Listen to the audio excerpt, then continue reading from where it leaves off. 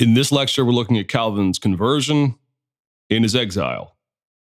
And we've come at this point in the story to the point where Calvin, a young humanist and a man who is attempting to ingratiate himself within the French Reform movement, has, like so many of the humanists in his day, come to the realization that he can attempt to explore the intricacies of the biblical faith from within France. And we said in our last lecture that, unlike Luther, men like Calvin were not yet being put to the test. They were not yet being put to the question. There was no here I stand moment for them, and there was no opportunity for those in the Catholic Church to press those who were seeking reform from within to either leave or to conform. And the importance of Calvin's conversion is not only that this is the moment when he becomes fully a Protestant, but also because Calvin, for the rest of his life, will have things to say about those who attempt to hide their faith and stay within the Catholic Church long after the separation between Protestant and Catholic has occurred. And this is unique for Calvin. Luther doesn't really go into this during his life, at least not to the extent to which Calvin does. But Calvin says two sort of general things about those who are within the Catholic Church after the 1530s. First and foremost, most people forget the fact that Calvin was actually appreciative of the fact, at least at the lay level, that there were churches, particularly in France, that were preaching the gospel and that had conformed themselves to the biblical faith. Calvin actually speaks quite positively of these folks and of these churches. He has quotes here and there where he says that there were numerous churches and numerous individuals who, for whatever reason, were locked within a Catholic area who had true faith. Calvin, in other words, knew that to conflate or to equate one's denominational or church allegiance to true faith was simply to repeat some of the problems of the Middle Ages, where one's assurance was based on one's proximity to the papacy.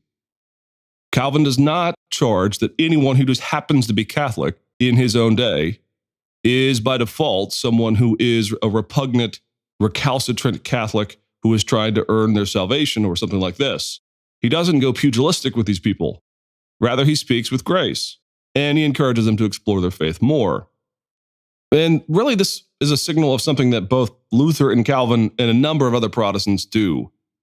Usually, some of the real harsh rhetoric that we see in Luther or Calvin against the Catholic Church is not targeted at the laity. You will almost never, in fact, I have never found a case myself, where Luther or Calvin will excoriate those who are at the lay level. Rather, what you often see is Luther or Calvin, whenever they're being quite sharp, or in some cases when they're being quite feisty with those who are Catholics. In just about every case, indeed in the vast majority of cases, their focus is on the clergy or on the establishment within the Catholic Church, those who are teaching people that penance is the path to salvation. In other words, Calvin does speak very positively of the problem of being within a church that is faithful to the scriptures, or yourself believing truthfully in the work of Christ for your salvation, in the Protestant sense of justification by faith. Calvin, from his own backdrop, from the world that he came from, is more than sensitive to that issue of accommodation. That being said, though, the second thing that Calvin does when he talks about those who are within France or within other parts of Europe who are hiding their faith, perhaps for the sake of material advantage, Calvin has another tone of voice and another thing to say about this problem. In fact, Calvin invents a new word: those who stay within the Catholic Church for the sake of their own comfort or for the sake of not losing their way of life.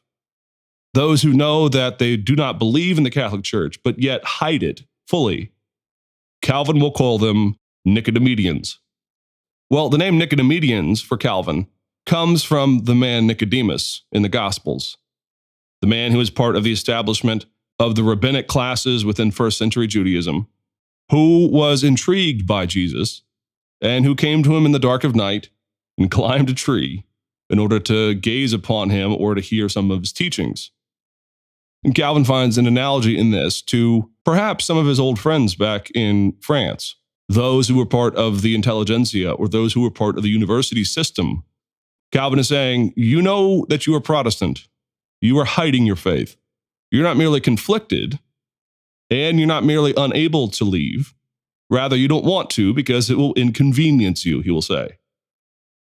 In other words, Calvin will also be sensitive to those cases where people don't want to convert or don't want to leave for their own idiosyncratic reasons. And I think, as we'll see in this lecture, that actually creates a bit of a microcosm as to who Calvin is. Because as Calvin converts, he actually does not rush off from France at first light in order to make his way to Protestant cities. There is some evidence, and historians have made much or made little of this, but there is some evidence that Calvin is conflicted for a period of time after his conversion, at least for about the span of 6 to 12 months.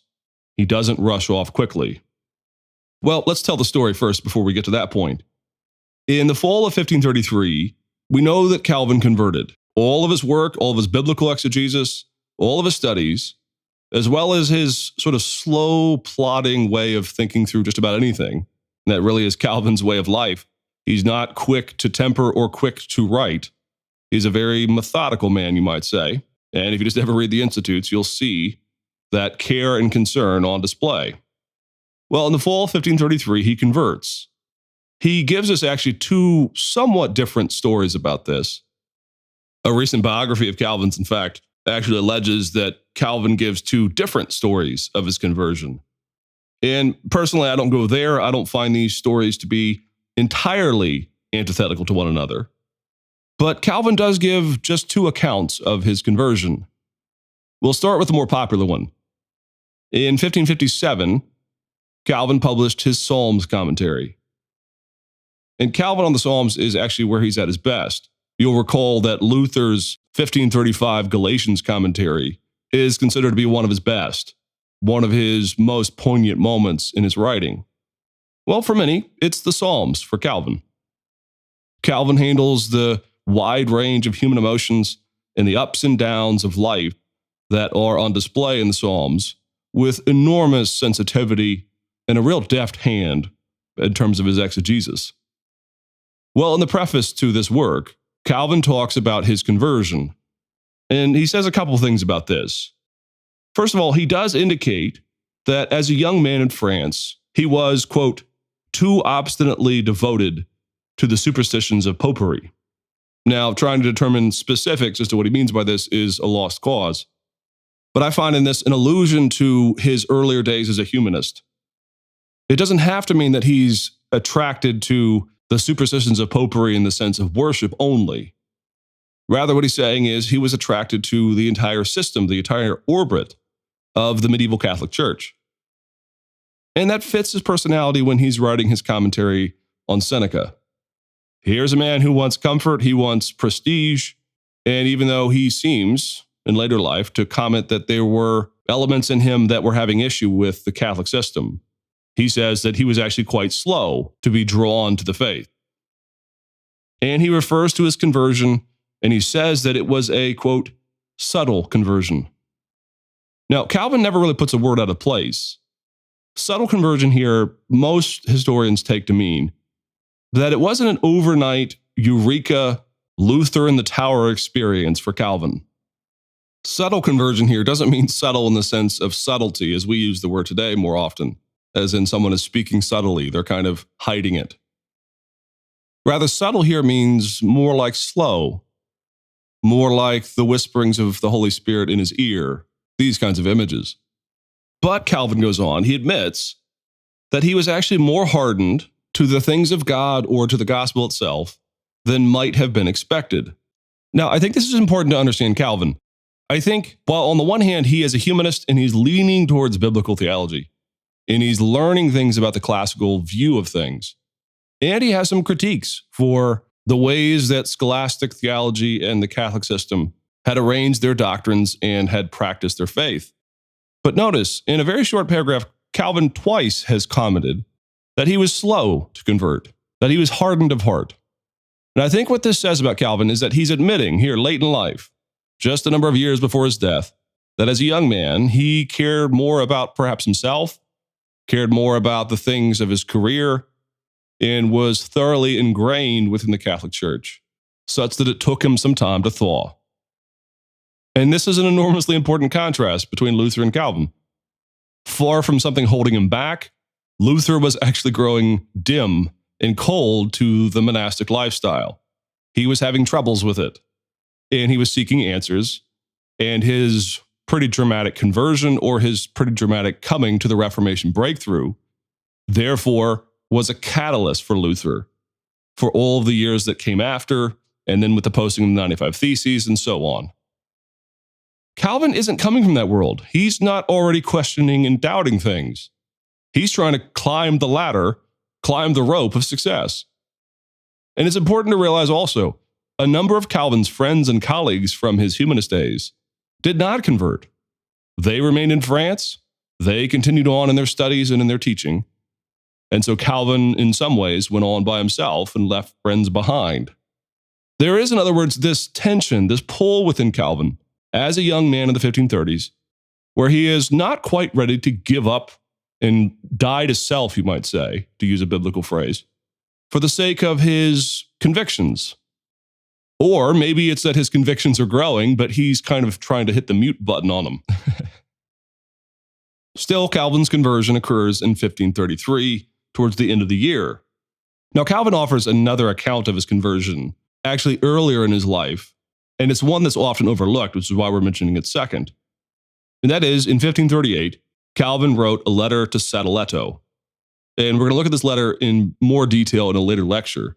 But Sadoleto was an important figure who was attempting, while Calvin was in exile from Geneva, to woo the city magistrates and those in authority in Geneva to reconsider the Reformation and return.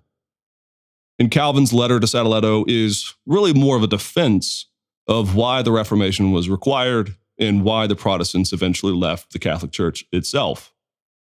Well, naturally, in the context of that letter, in the context of his comments to Sadoleto about why the Reformation happened, Calvin transitions from broader, wider categories of Protestantism in general and why they had converted as a whole, to, with a little bit of rhetorical flourish, discussing his own conversion and the rationale why he had left the faith. Well, in this account, Calvin isn't quite as halting in his language about his conversion. He speaks more of a rather quick conversion. He speaks more rather of a quick moment when he decides to make the leap. He doesn't use the language of a subtle conversion. He uses rather language of a real slapdash quick conversion. Now, again, historians have said in this, well, maybe Calvin doesn't remember, or maybe he's just kind of ginning up the story, depending on the context. I'm not quite so cynical. I think what Calvin is doing is somewhat tailoring this story to two different contexts. But again, Calvin, when he describes his conversion as a subtle conversion, as I've already said, you don't have to see in that as a subtle decision-making per se. Rather, I think on the one hand, he's talking about the ongoing evolution, the slow process of how things are dawning on him that he is no longer Catholic. But on the other hand, in his response to Sadoleto, Calvin is more forceful, saying instead that when he did decide, it was fixed. He didn't simply fall slowly away from the faith and then forget where he had come from. Rather, at one point, he had actually come to a full decision, and he had decided to join the Protestant faith. Well, in any case, we're never going to quite know what Calvin is doing here fully, but there are people who wonder just what's going on here in Calvin's conversion. Well, how did this conversion lead to his exile?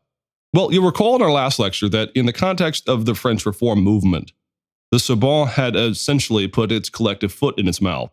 It had gone against Francis and the Parliament, who had ordered the university no longer to condemn books or individuals, and yet they had still done so for The Mirror of the Sinful Soul, which, as we saw in our last lecture, was actually written by the king's sister, Marguerite of Navarre. Well, all the way up until the 1530s, up until 1533, in fact, the humanist movement had relatively free reign. Now, those who were conservative, those who were still within the Catholic Church and committed to it, were working to recover their standing before the king. Well, it actually came to a point where those humanists who had finally moved self-consciously towards a Protestant direction actually churned the tide through a bloodless act of what was perceived to be terrorism, which then churned the king fully once and for all on the Protestants. Well, the story behind this is that in 1533, again, right around the time Calvin converts, there was appointed a new university rector for the University of Paris named Nicholas Cop. Now, Calvin had had some relationship with the Cop family. He had known some of the younger members of the Cop family, in fact. And so when Nicholas becomes university rector, even though he was not a theologian per se, in 1533, on All Saints' Day, Nicholas Cop preached a sermon at the Church of Mathurins, there in Paris. Now, notice the day, All Saints' Day. It's unclear, but it is technically the day after the posting, historically, of the 95 Theses. And whether or not Nicholas Cop knew this, and whether or not this was some of the instigation behind this, we'll never know. But Nicholas Cop mounts the pulpit, and he proceeds to preach on something that he calls Christian philosophy. Now, that's code word for a more Erasmian, humanistic way of dealing with biblical theology. It's code, in other words, of saying Protestant without really being Protestant, or at least being right there on the fence between the two boundaries. Well, Nicholas preaches on Christian philosophy, but he doesn't simply give the Erasmian line. Erasmus, of course, in 1525, had sided with the Catholic perspective on free will and grace, which, of course, had led Luther to publish The Bondage of the Will. So when Nicholas Cop talks about Christian philosophy, at this point, he knows the difference. Well, in his sermon, he actually gives a relatively quick synopsis of the Luther understanding of the law and the gospel. And the sermon was on Matthew 5:3, blessed are the poor in spirit. And there was a particular Lutheran position on this. You'll remember the theology of the cross for Luther. The idea that when we are poor, when we are meek, when we believe that we have nothing to contribute to our salvation, that in the sort of upside down logic of the gospel, having nothing and attempting nothing is exactly when Christ's work is counted in our favor. Well, Nicholas takes this line. He takes this position on Matthew 5:3. Not only that, but he actually uses Martin Bucer's translation of Luther on this. Bucer, of course, will be a powerful figure in Calvin's life in future years. And Bucer himself was somewhere between the Lutheran and the Reformed position, increasingly towards the centrist Reformed position. But he was pro-Luther, and so, not surprisingly, he had translated Luther's writings on Matthew.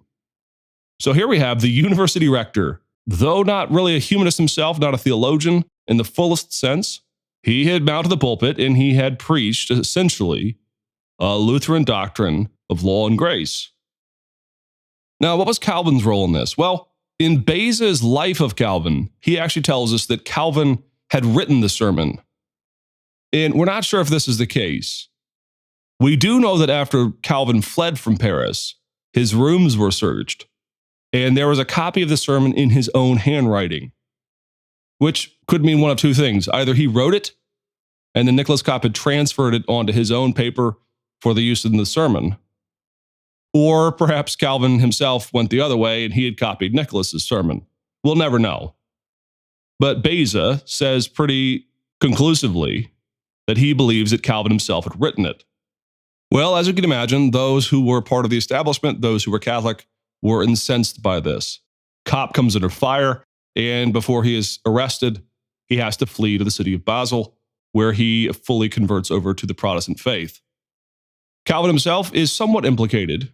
Now, Calvin is still a nobody, frankly, and he wasn't searched out in the aggressive sense of that word, but he was known to be a friend of Cop, and actually Calvin flees from Paris at roughly this same time.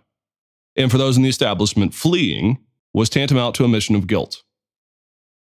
Now, really, the end of the high watermark for these Protestant-leaning humanists was the following year in October, because some, and we're really not sure who, did not necessarily the wisest thing when it comes to engaging with the political order. The evening of October 17th, there occurred something that is known today as the Affair of the Placards. And the Affair of the Placards are somewhat hard to understand in our modern world. But essentially what happens is people wrote up these little placards, these little pieces of wood, very thin, really scraps, you might say. In the modern sense, it might be something like a small piece of paper or a poster. But they had these little pieces of wood, and on it, they wrote a number of things, but the most important of which was they defied and they condemned the Catholic belief in transubstantiation and the need for infused grace in the life of the believer. Well, in a Catholic country, it's bad enough to mock the Mass, but the importance of the affair of the placards is that those who were posting this all around the city of Paris, at one point, snuck into the king's quarters and posted one on his bedroom door. Sort of the ultimate example of vandalism going on here. Except in this day and age, that's not interpreted as vandalism. Rather, it's interpreted as terrorism. You can imagine if the President of the United States were to wake up and open his door, and though the Secret Service were still on post, there was on the door something that was sort of condemning a practice of his. Well, you can imagine that is an act of terrorism, you might say, or an act of threatening something against the king's own person. To post something on the king's door is to say, somewhat aggressively, we believe this and we can get to you, man. Well, almost overnight, Francis I's protection of Protestant-leaning humanists evaporates. He is furious, and you can understand why. And as a result, there were enacted policies and procedures to seek out those who were Protestant or evangelical leaning within the humanist world, and to either flush them out or to leave. At one point, Francis gives around 6 months for those who were leaning towards the Protestant faith to either explain themselves or to conform.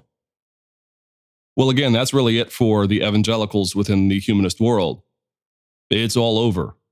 And so Calvin's conversion coincides within a calendar year, roughly, of the affair of the placards. And so in 1534, sensing that there was trouble on the water, Calvin resigned his 2 benefices, that is to say, the money he was still drawing from the church back in Noyon for the sake of his well-being and for the upkeep of his life as a scholar. He resigns them, which again is a full break with the Catholic Church, and he flees. Well, Calvin flees to not first to Geneva, and not first even to the Swiss Protestant regions. Rather, he flees to the Du Tillet Library. And the Du Tillet Library is on the estate of the Du Tillet family, with whom Calvin had some connection. And they had this really pretty extraordinary library full of all kinds of works, particularly of the patristics and of biblical humanism.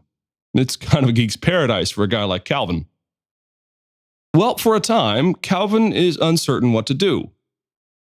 He's not being sought out aggressively or personally, not like Nicholas Kopp at least. And he is actually here in the Du Tillet Library, somewhat comfortable. He has a library at his disposal, and he is a tutor for the children of the family. There does seem to be some sense in which he's not quite sure what to do. And again, this is why I described Calvin's conversion as halting or as uncertain. He knows he's not going back to Paris, but that doesn't mean he has to flee and become a Protestant reformer. Well, as he reads and as he studies, he becomes, again, more convinced of the implications of his conversion to the Protestant gospel. Around this same time, as we've mentioned before, Calvin goes and meets with Lefebvre. And Lefebvre and he, again, we don't know what they talk about or even what exact time they met, but it does seem to be that Lefebvre, in his old age, encourages Calvin to consider the implications of his faith, and Calvin, as a result, is led increasingly to the realization that he is going to have to likely flee at some point to a Protestant city, where he will take part in the Reformation there. Well, eventually Calvin does make that decision. In 1536, Calvin decides that he is going to flee to the city of Strasbourg. Well, Strasbourg was where Butzer was, as well as others. And Calvin believed he was going to go there and continue the life of a scholar and a teacher. He wasn't, in other words, seeking to be a religious reformer. He was never, in his own mind at this time, another Luther who was going to start a reformation within a major city. Rather, he knew fleeing to a city like Strasbourg or to the Swiss cantons was a life of exile. Well, along the way, there were ongoing skirmishes and wars, as we've seen before, between Francis I's army and the armies of Charles V. And so the path to Strasbourg was actually blocked by some of these wars and some of these fights and these armies. And so Calvin is led through an alternative route, which took him to Geneva. And he arrives in Geneva, and he believes that he is simply going to spend the night and then carry on along the way to the city of Strasbourg. Well, while he's there, William Farel discovers that Calvin is in the city. And Farel approaches Calvin and asks him to remain in Geneva, where the Reformation was on sort of its first legs, just getting underway. And Farel calls for Calvin to help him there in the city. Calvin actually demurs, doesn't want to do this, says, no thanks. I'm on to Strasbourg and Butzer in the life of a scholar. At which point, Farel, in a very famous scene, actually upbraids Calvin and just blasts him. Sort of, how dare you reject the calling of God to help in the Reformation? You'd rather spend your time in the library? How dare you, he says, if I can paraphrase. Well, Calvin relents and he stays. And this says two things to us. First, we're going to see this kind of temper from Farel as we go forward. In fact, one of the things that gets Calvin kicked out of Geneva is his ongoing partnership with Farel. And Farel somewhat burns bridges pretty quickly, and Calvin's association with him is one of the roots of the reasons why Calvin is first kicked out of the city of Geneva. But Calvin does relent. Though he wasn't seeking it himself, when put to the question, he does relent. And he decides that he's going to stay in Geneva and work as hard as he can to help people understand the Reformation and the Protestant theology that Luther had started back in the 15 teens. That's it. Next, we're going to be looking at Calvin's Institutes, published at this exact same time, which would become the high watermark of anything that Calvin would publish, and it would become one of the most important books in all of the 16th century.